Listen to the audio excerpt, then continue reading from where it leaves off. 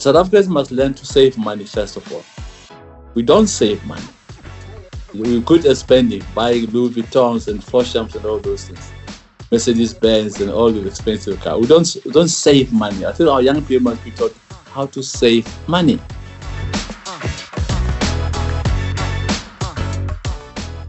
I mean, welcome to the Business Unusual podcast. Today,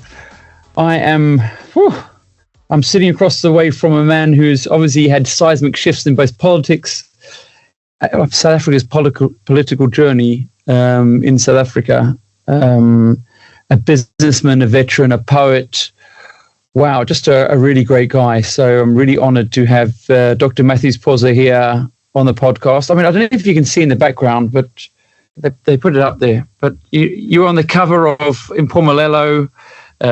You've just recently got your own book out, and you've spoken at many of our events. The news agencies have been plugging every time you speak. You know, there's my WhatsApp's going crazy. So, you know, I suppose we're very grateful to have you here, Mathews. It's really nice to have you here. Well, thanks very much for inviting me. It's an honor for me to be given this platform of Topco.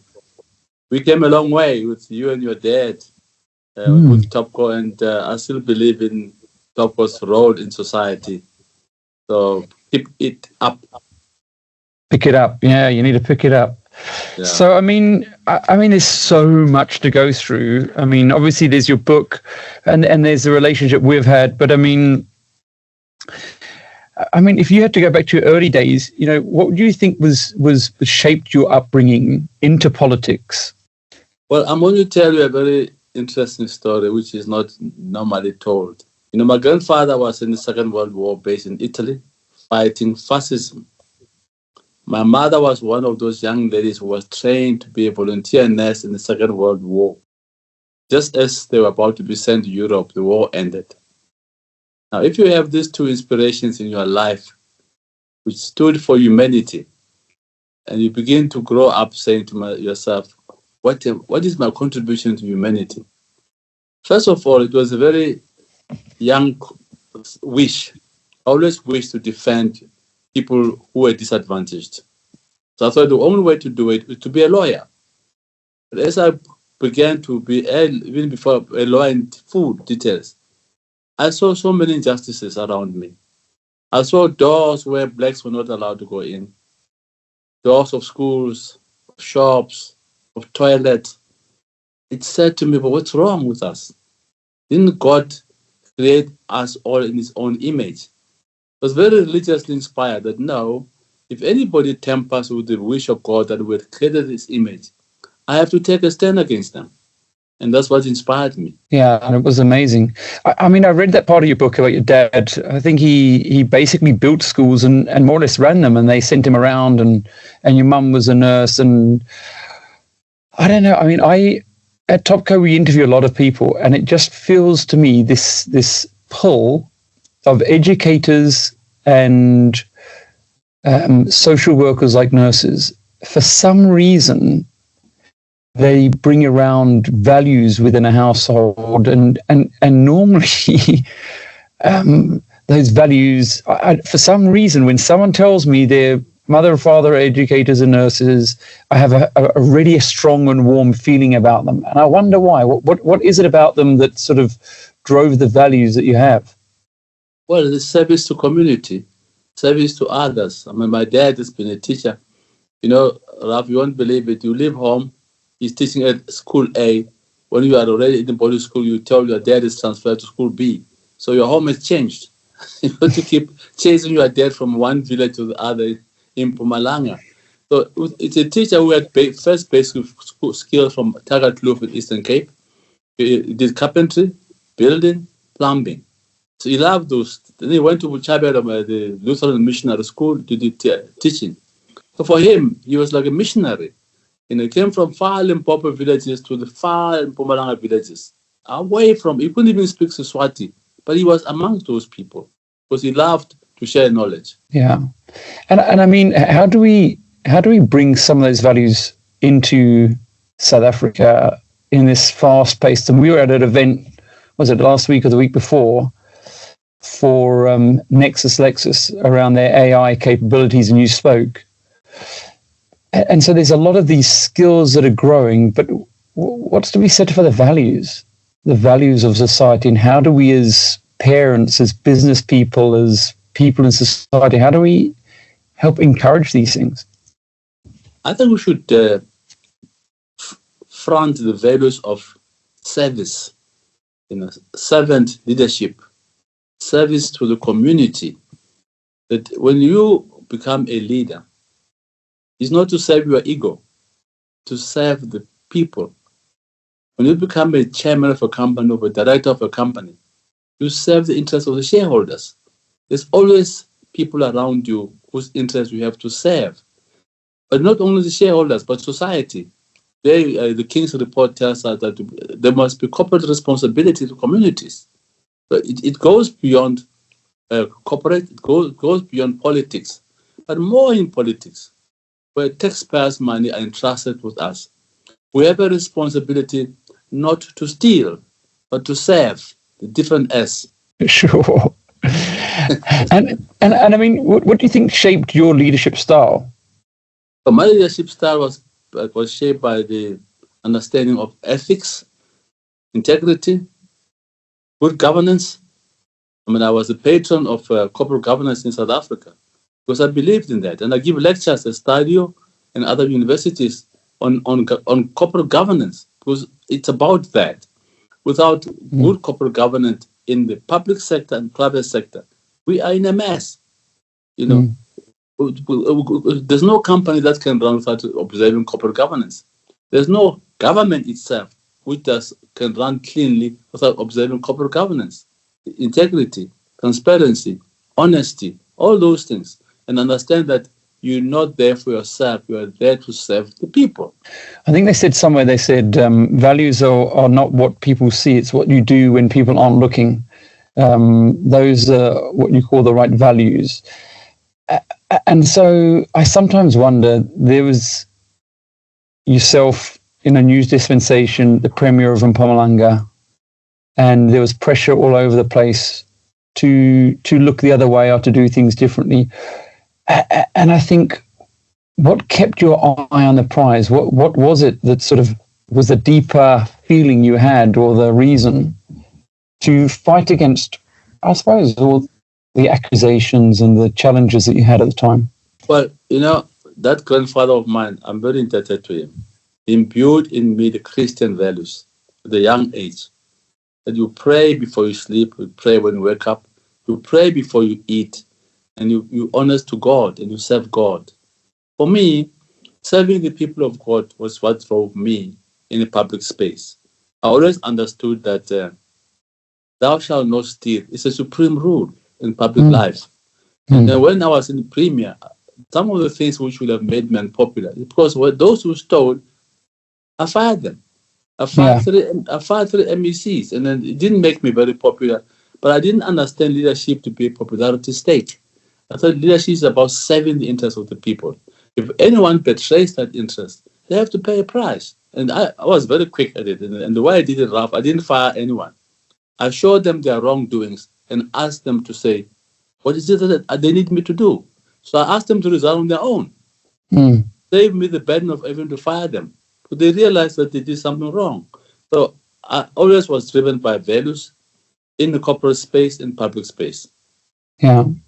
I mean, I suppose in your book, when you're talking around, there was that moment where you knew Mandela was moving on and Mbeki was coming into power, and there wasn't the same light being shone on you from Mbeki as it was from Mandela. And that reflection, I suppose, like, oh, sugar, what I've done, I'm not going to probably be doing the same thing again.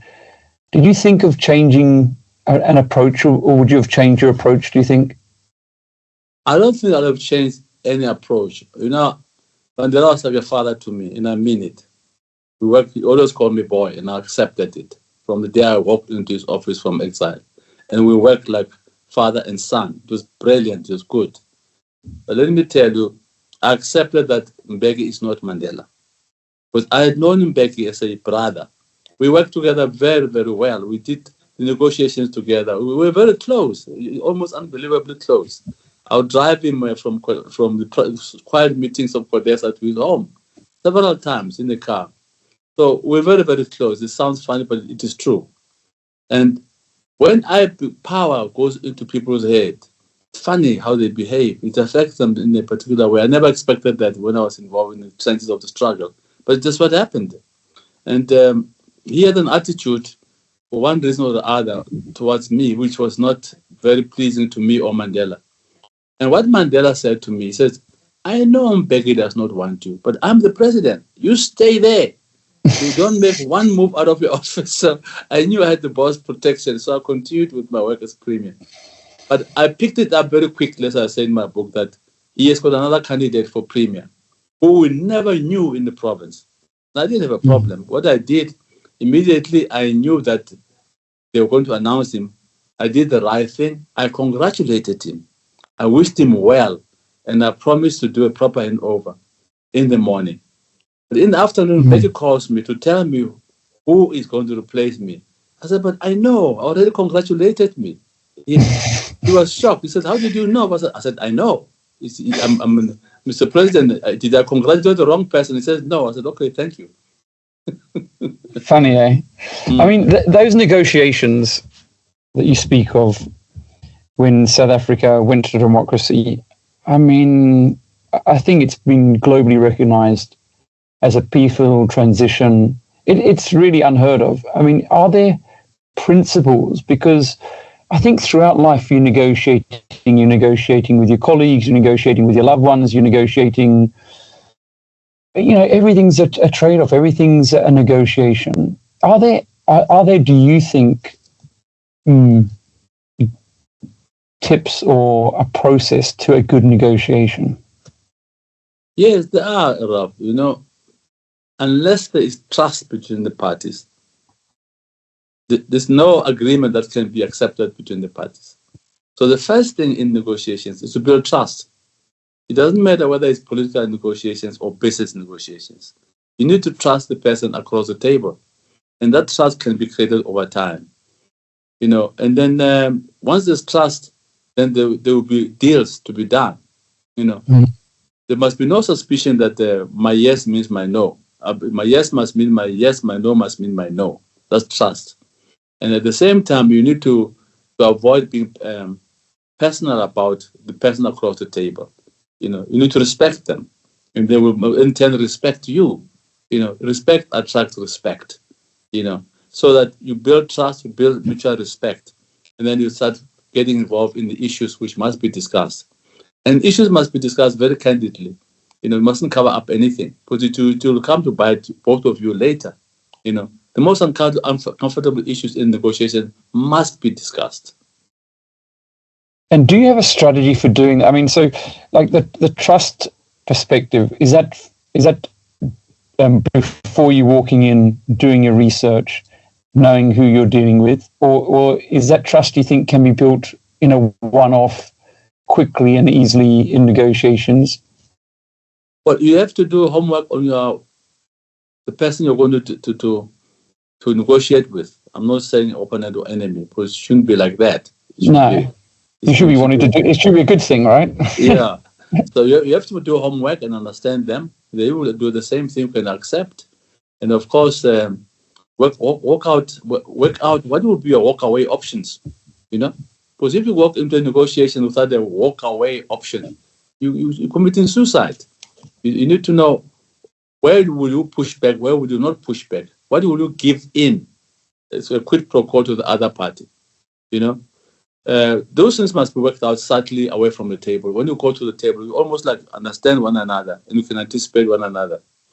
When we were at Codesa, which was the first talks, we were anxious about these two parties led by Mandela and de Klerk not having been together before. It was the first day they were together, except us, the secretariat, who were negotiating behind closed doors. You had Joe Modise on the one side, and Mathews Phosa, Chris Honey, Flock, I mean, these were like looking at each other through the sight of guns all the time. So we said to ourselves, but do we take these people to a table? Doesn't matter whether it's square or oblong, and say, sit, talk, here's the agenda. We said, it's not going to work. These guys are human. Get them around the table of wine.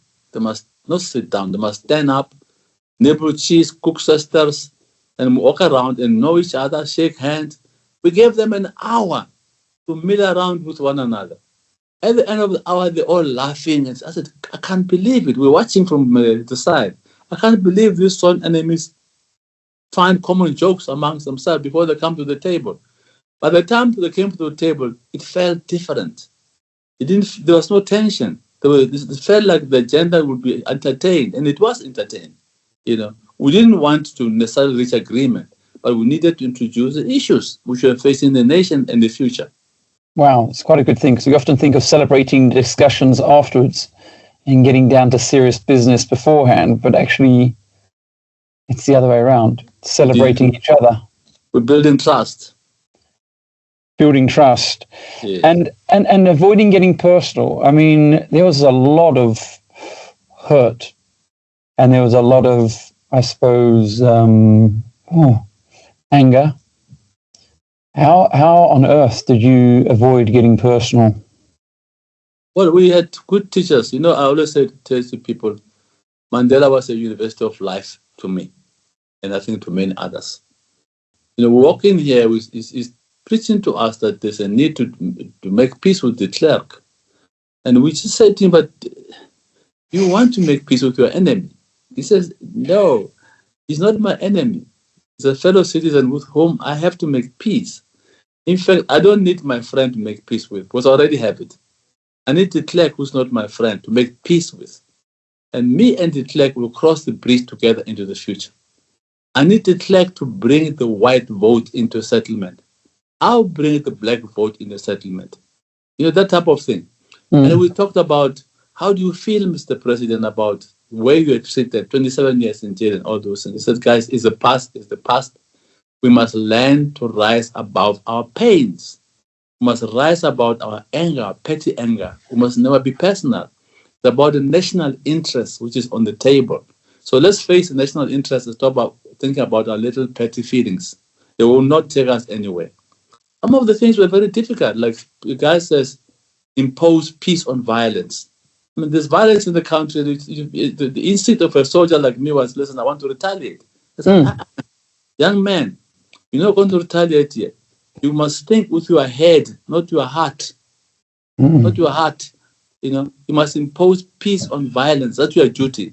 Not easy for a young man with boiling blood like I was that time, and all of us. But they insisted on those two type of approaches. And slowly but sure, they said to us, if you're going to retaliate with violence, you are doing what the enemy wants you to do.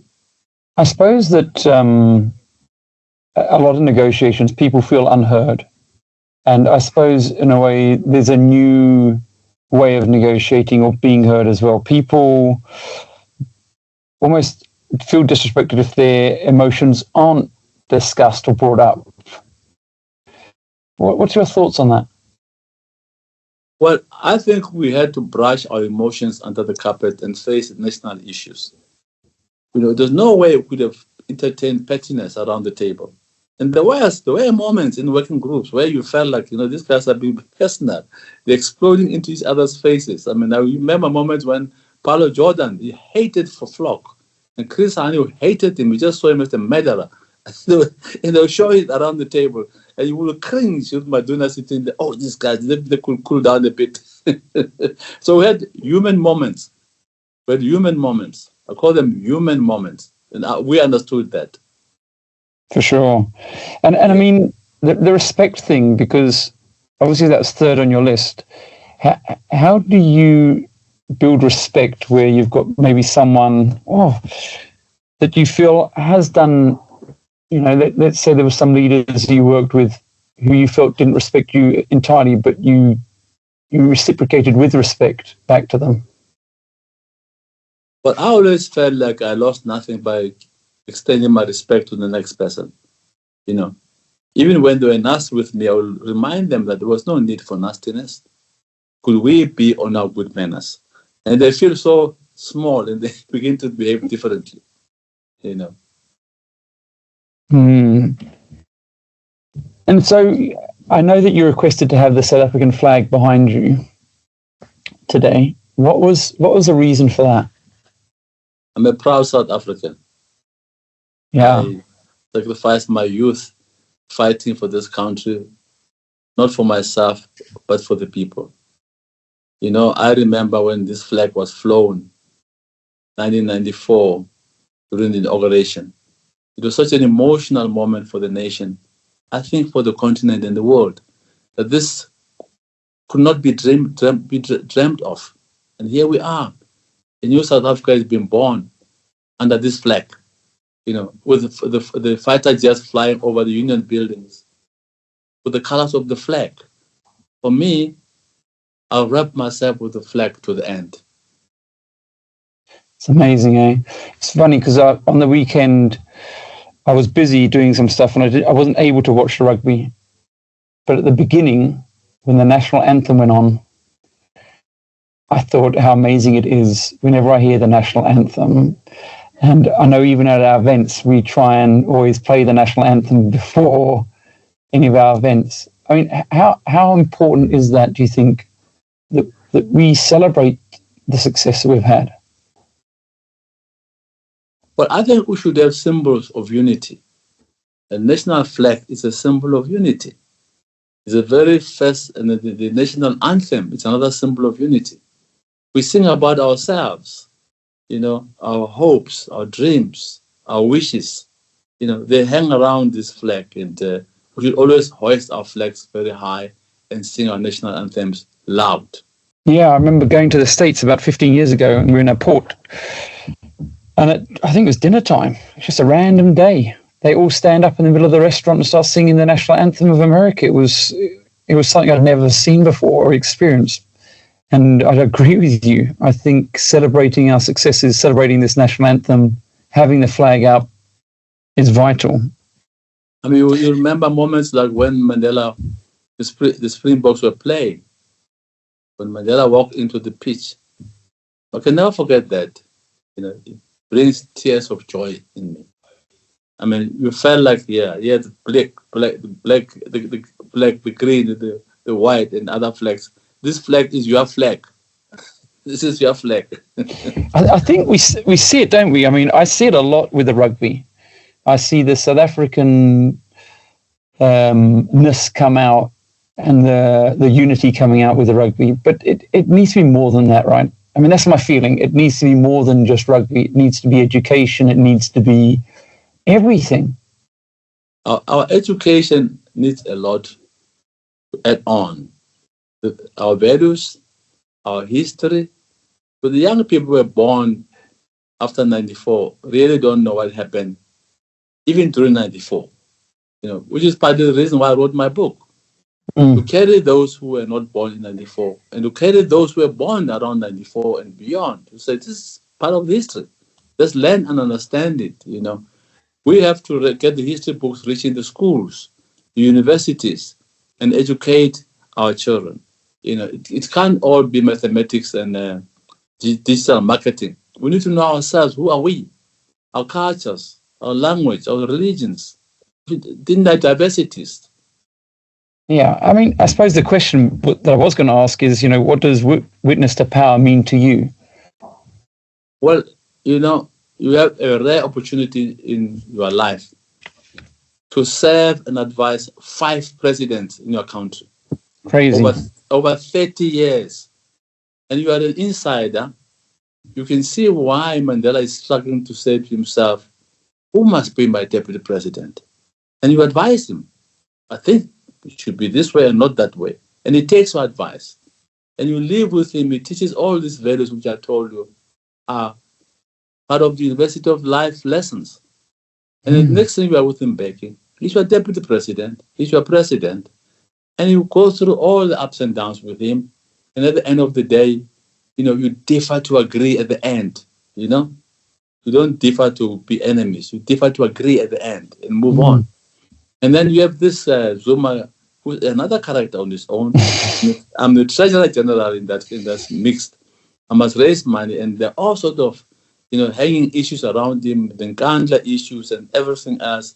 It's very difficult, but you sail through. You try and steer the ship of the country. The country became more important than individuals in those cases. I mean, just feel like it is the country, it's not this individual. Let us not sink down with him, and we move on.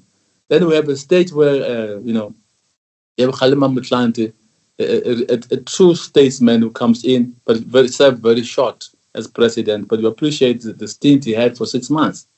And then you have Zuma coming in as president, and of course you've got Ramaphosa coming in, and Pala flashing in his face. You have to say, how do I deal with this thing? It's never peace in the water. The crocodiles are always moving. Always crocodiles are moving. They're always moving. Yeah. I mean, I think there's some things you wrote in the book, which was after being the premier of Mpumalanga, there were some friends that sort of weren't so friendly anymore. And I suppose you got a few surprises with President Zuma as well that you hadn't really expected. And how are we meant to, and I think you said it jaded you a little bit in terms of trust for your friends and colleagues. How do leaders deal with that? Because, we can't control other people. We can only control ourselves, right? Well, when the Constitutional Court pronounced on Zuma, I was about to give a speech to the Chamber of Commerce in Palabora. And I decided that, you know what, I'm walking in here, top businessmen and women. I'm going to give a speech on a public platform. The Constitutional Court has pronounced on the president. I felt, listen, the emperor is naked. I need to say something. And I decided I would change my speech and I was call on him to step down. And I did it as the first NC leader. He didn't earn me kudos, didn't make me popular in certain circles. I didn't care. I thought I made a correct statement that he must go. Of course, he shut down on me for more than 3 years. He didn't respond to my emails or calls or anything. I kept quiet, kept my cool, focused on my businesses. The weekend before he was going to be fired by National Assembly, he called me, and I took the call. My wife said to take the call. I spoke to him like we have been speaking for the last 3 years. He was just laughing his usual self. How are you, Baba? He was just laughing.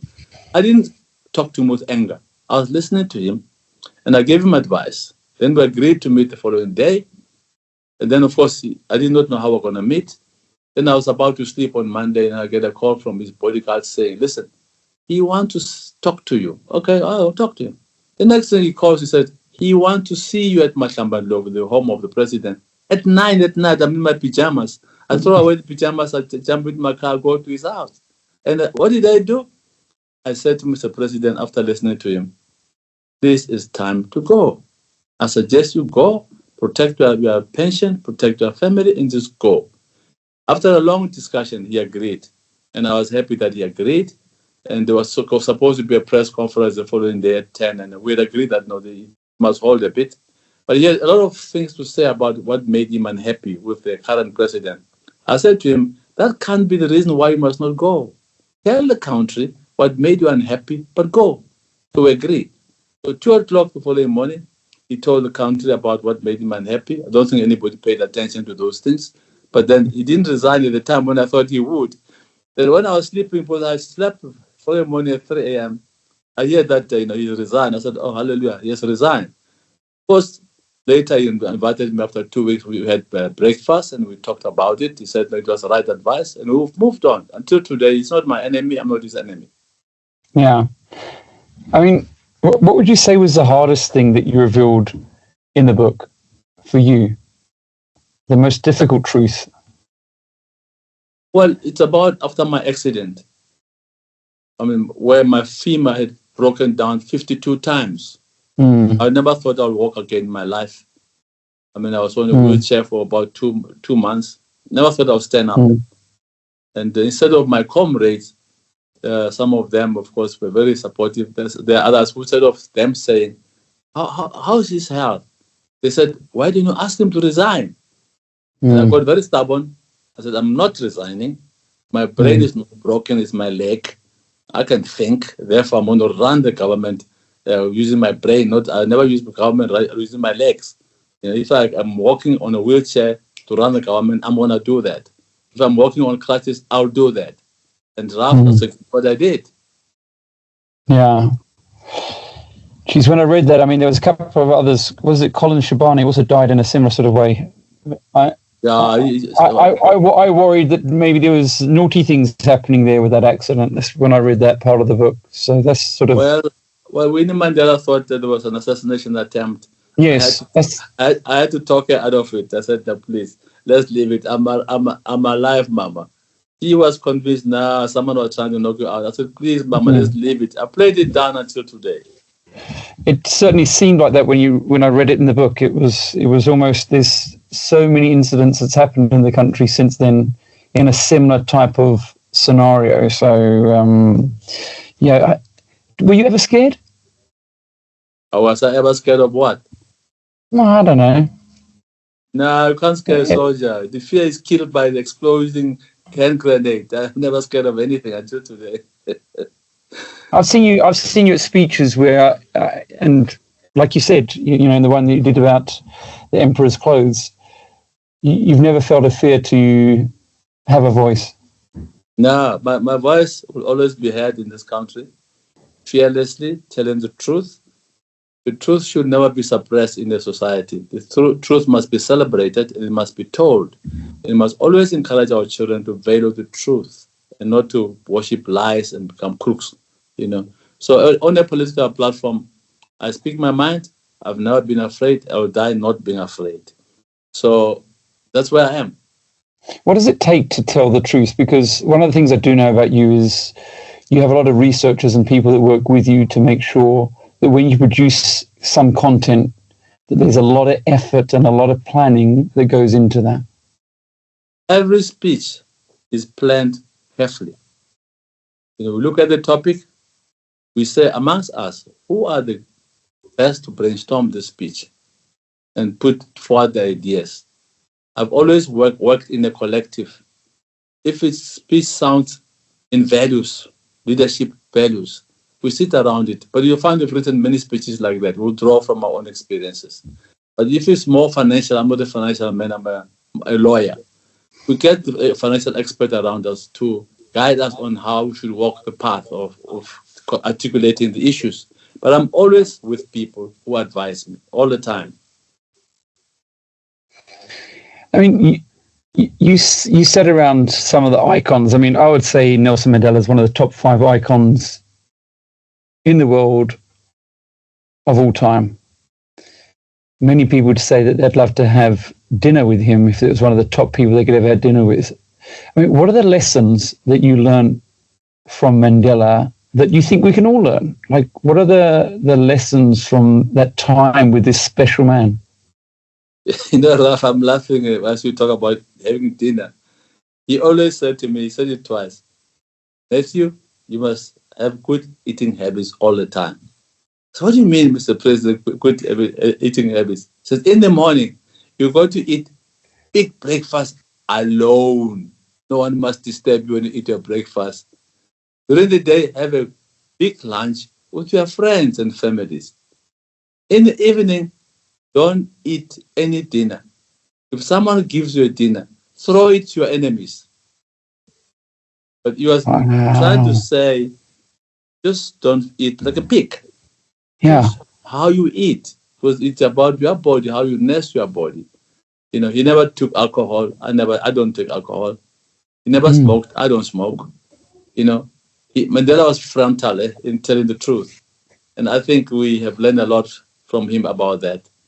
Not only him, but also if you take Walter Sisulu, the quiet giant around Mandela.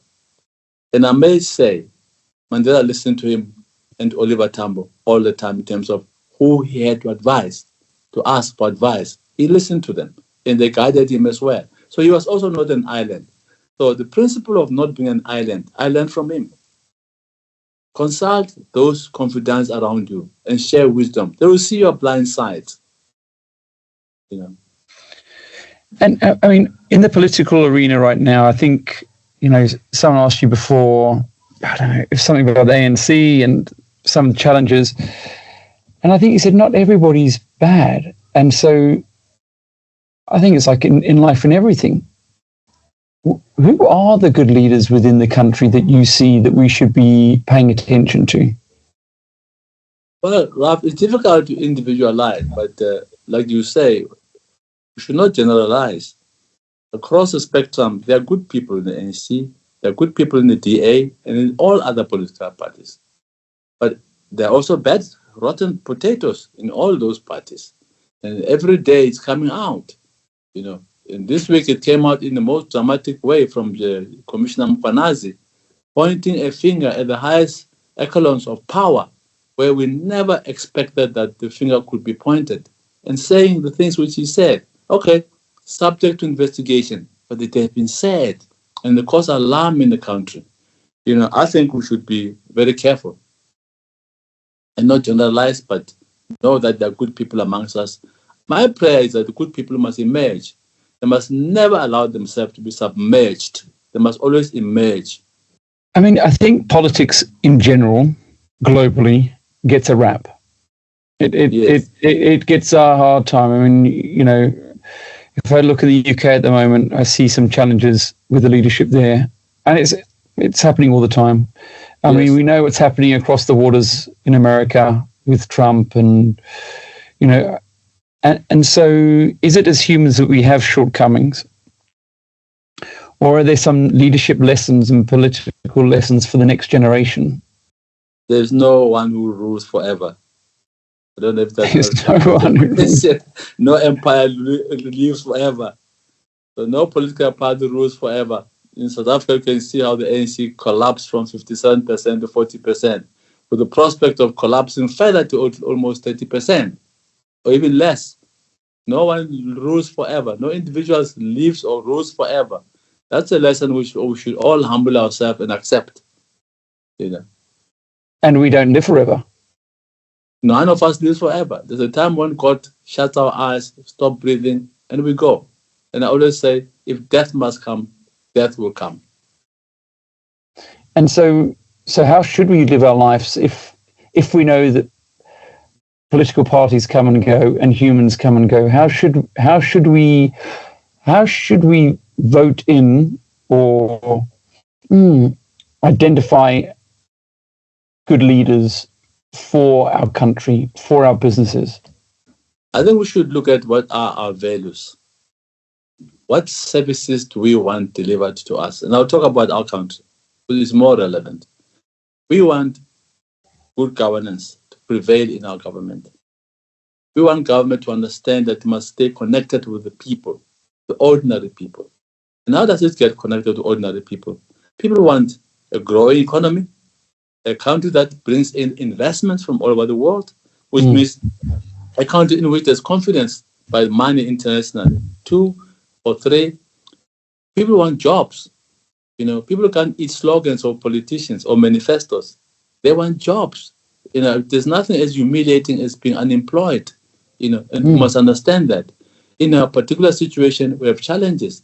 There's corruption. And this is corroding our society, it's corroding our souls. People are stealing, and they think stealing is in vogue, you know. It's a way of life. It's not right. You know, we want people who don't commit crime. Our people live in fear at the moment. We need to assure the people that the law enforcement will be the law enforcement and no one will commit a crime and not be punished. And that is the assurance we should give to people. If a political party does not give those guarantees, must not vote for it. I don't care what his name is. I don't care what his name is. And so, I mean, you helped create the Bill of Rights or the Constitution. And I read that you said it must be evolving and changing. But is there a fundamental challenge with democracy at the moment? Well, the Bill of Rights, for me, remains the Bill of Rights, and it's a very good Bill of Rights. It has learned a lot from the UN Charter, a lot.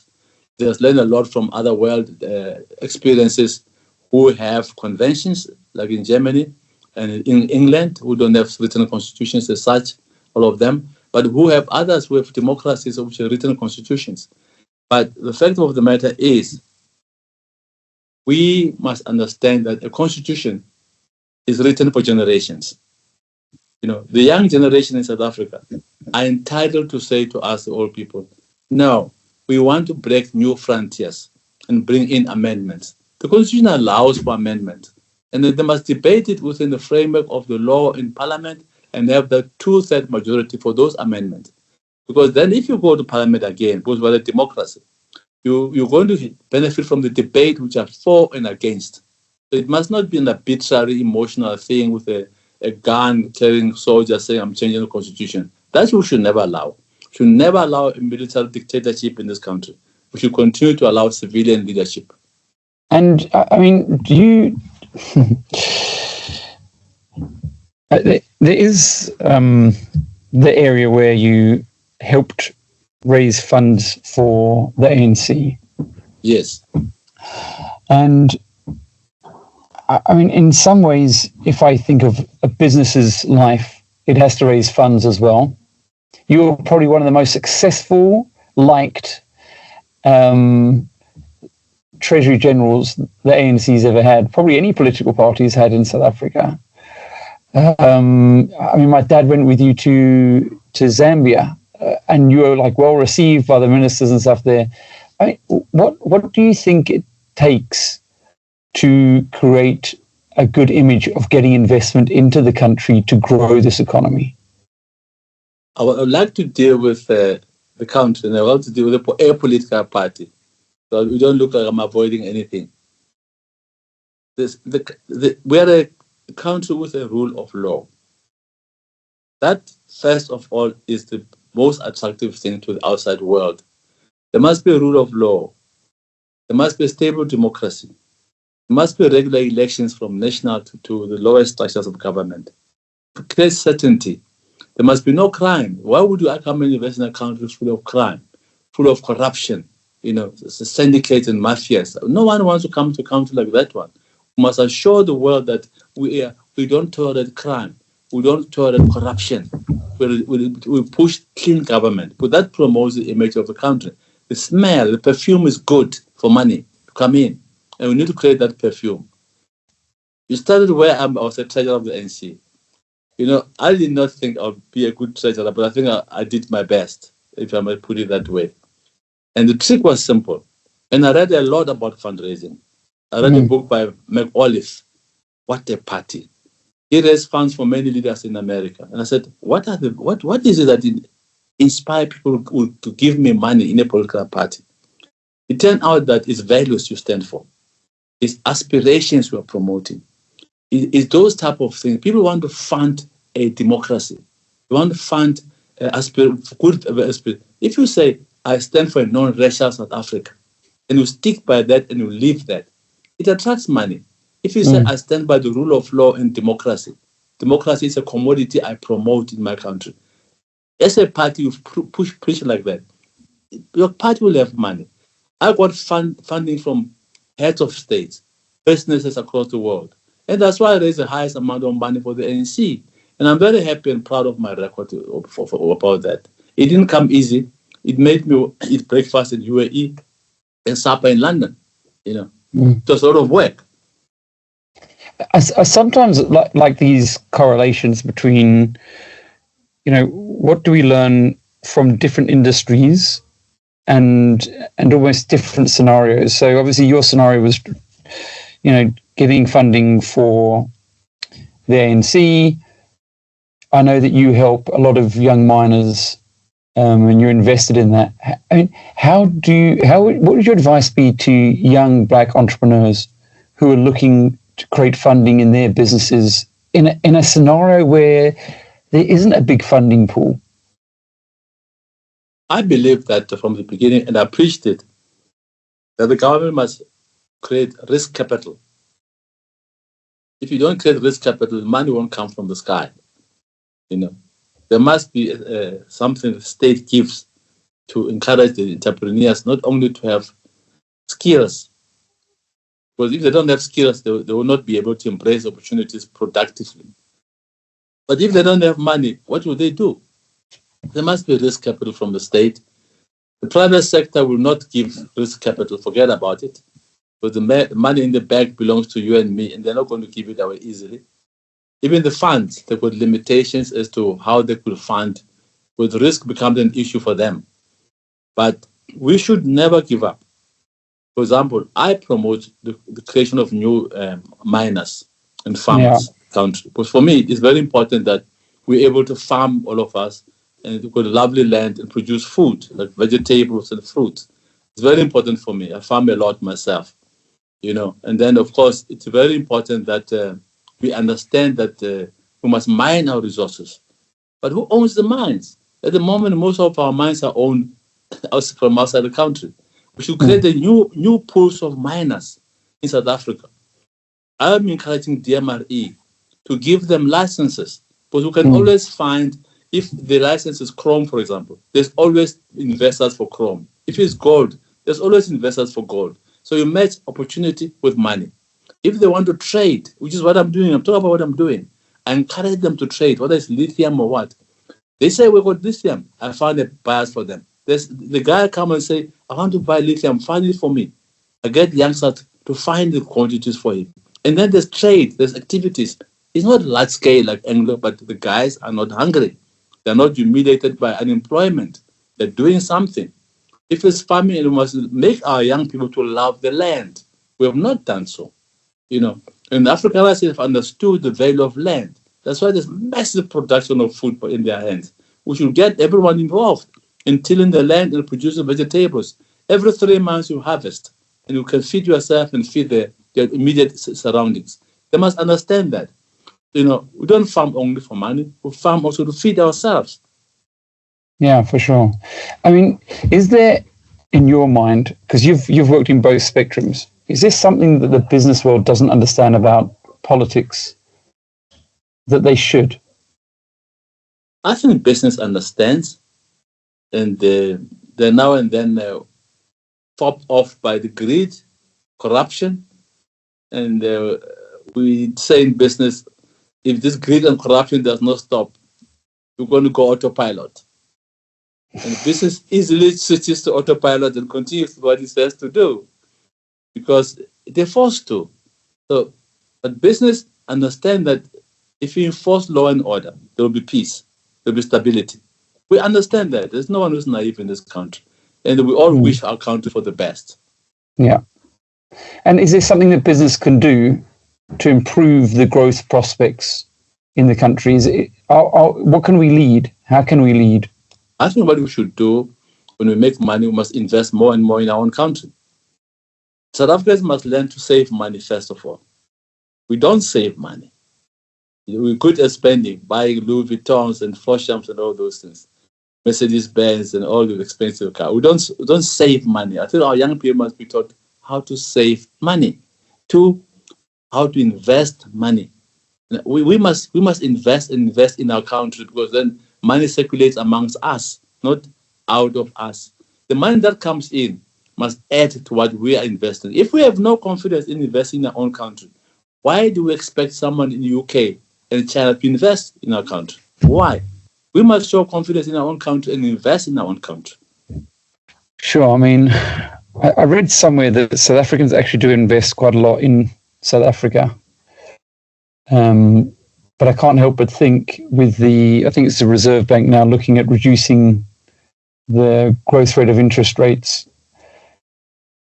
It's going to help us if we can lower our interest rates, because then we can have this risk capital essentially being lowered, right? If we can reduce interest rates, then capital will flow to people at a lesser rate. It's less risky, essentially.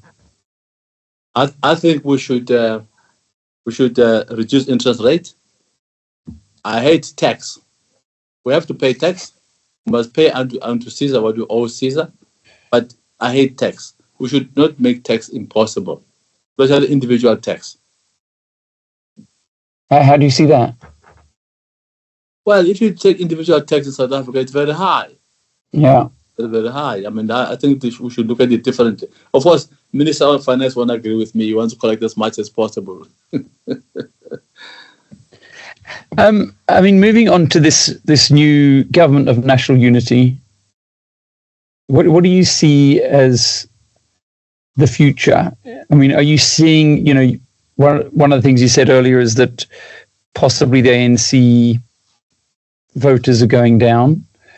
I mean, how do you see that?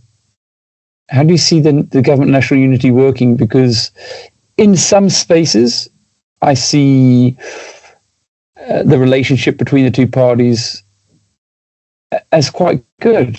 So I've been at events where ministers have spoken, more from the DA side actually. That was my measure of it going well. And they seem to be supporting their ANC colleagues. So that I was impressed with. But I mean, how are you seeing it? Well, I think we have a fait accompli at the moment. We have a government of national unity.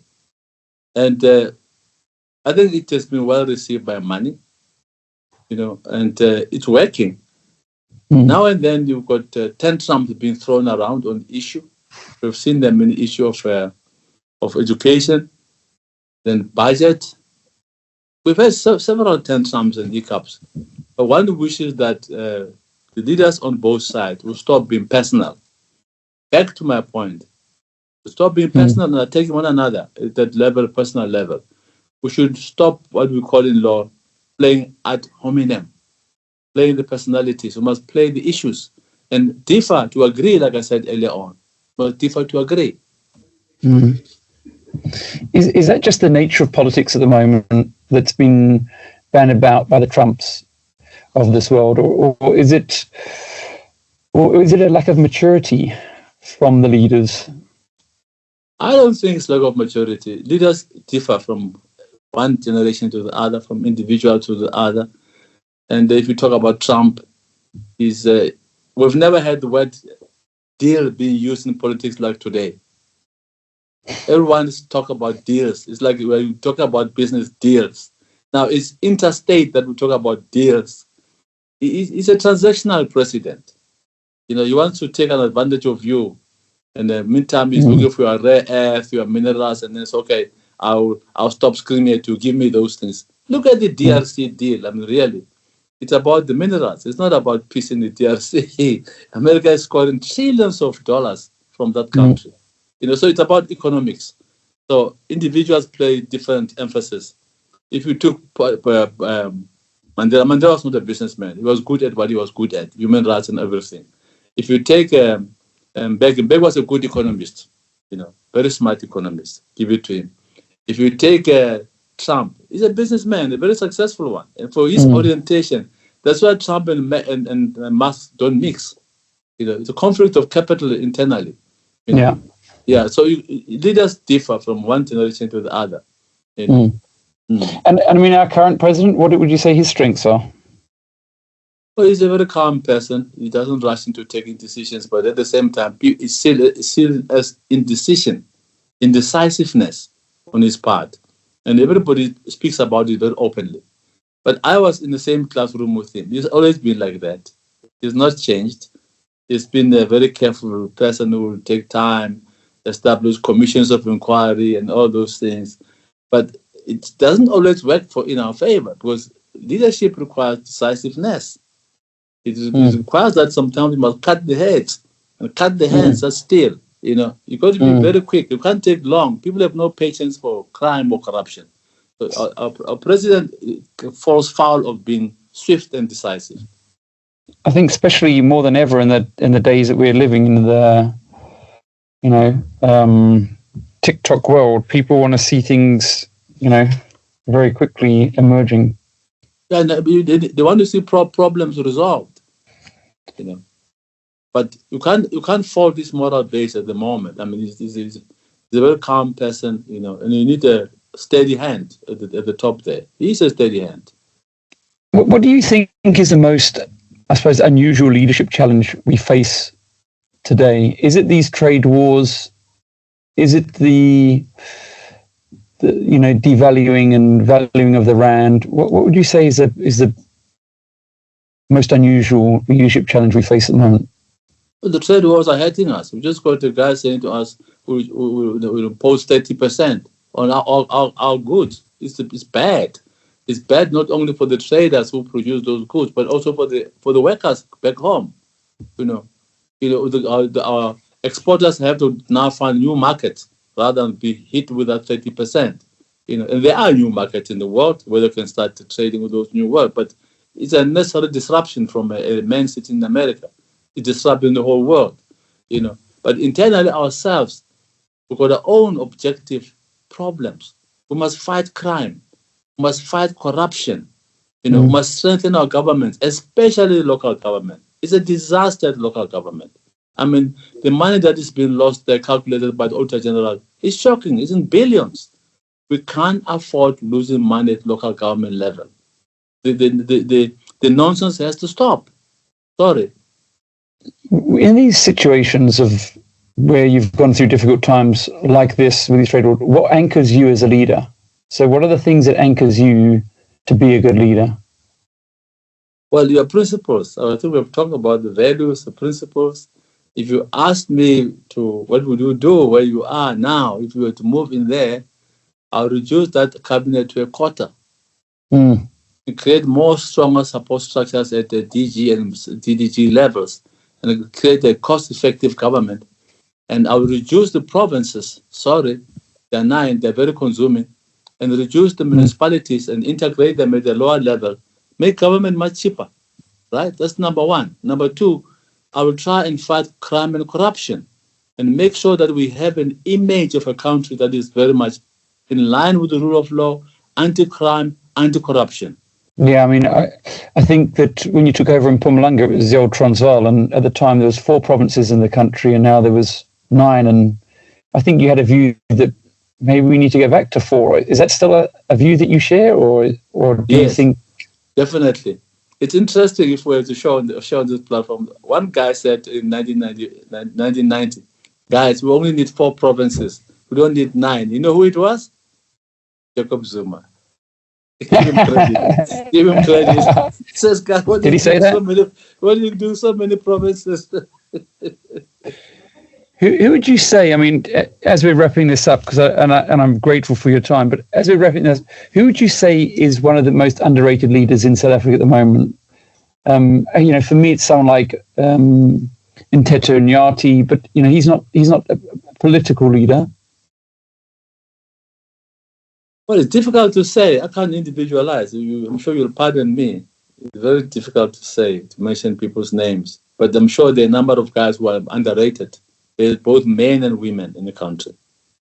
Both men and women underrated. And we both love books. What's the one book you think that people should be reading at the moment? Apart from Witness to Power. I recommend a book called The Dignity of Differences. It's written by Rabbi Sachs in London. Sachs as in S-A-C-H.